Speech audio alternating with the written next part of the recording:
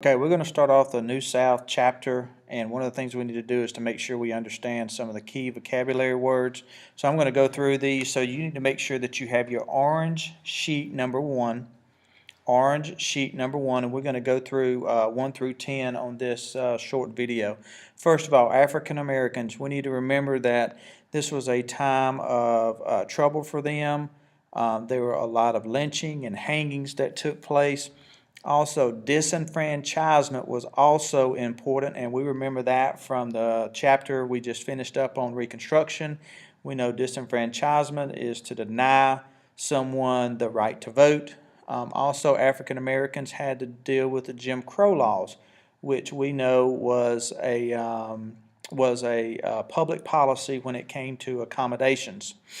The Ku Klux Klan, we know that their main focus was to intimidate blacks. I know a lot of times we see just the people dressed up in white coats with hoods on, and we really don't know anything about them. They were pro-segregation, or they wanted segregation. And another important thing to remember is they were all about white supremacy or white power. Number three, the Freedmen's Bureau was actually set up to help educate blacks, because we know during the Civil War, during the time of Reconstruction, blacks were not allowed to be educated. As well as the Freedmen's Bureau helped the poor whites, which we remember again from Reconstruction. But their main goal was actually to help the transition of slaves to free men. Number four, the radical Republicans. We know this was a group of people who wanted to punish the South severely for them pulling out of the Union, for them getting blamed for everything going on with the Civil War. These radical Republicans were also known as abolitionists, and we know an abolitionist is someone who wanted to end slavery. So I'm going to try to move this up just a little bit. Number five, the Republicans. We know this was actually Abraham Lincoln's party. It was also the party of the blacks, and they actually wanted more freedoms for blacks. So this was a party quite different than the Republicans today, but the Republicans back then were actually set up to help blacks get more freedoms. Number six, when we talk about black legislatures, we know these were mainly our Republicans, and they were elected to office, as you can see from the ballot box.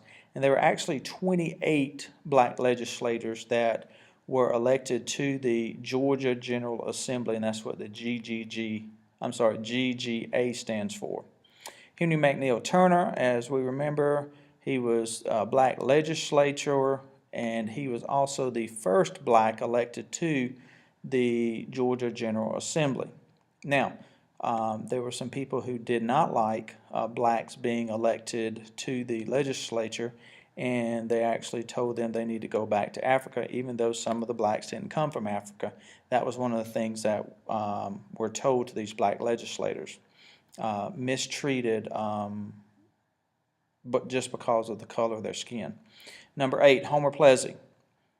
He actually lost the United States Supreme Court case, and remember, it was a federal case, it was a national case, and they actually backed the theory of separate but equal. And remember, Homer Plessy had something to do with a black man, Homer Plessy, sitting in a white-only passenger train car. And because of that, Plessy versus Ferguson was born, and they actually said facilities can be separate as long as they were equal, which we know they were not. Number nine, sharecroppers. We know sharecroppers, in the sharecropping business, the black person often provided the labor, and the white man normally provided the land or any tools or seed or anything like that. And it was also known as a cycle of poverty for black people. They never could get ahead and they would have to share whatever crop they had with the landowner. And number 10 is the Democrats, and we know the Democrats are a little bit different than how we know them today. They were for Jim Crow laws. They were kind of the good old boy system, and they controlled a lot of the politics through the Southern white Democrats during this time. So that wraps up the first 10 vocabulary words of the New South, and stay tuned for more as we get to it. Thanks.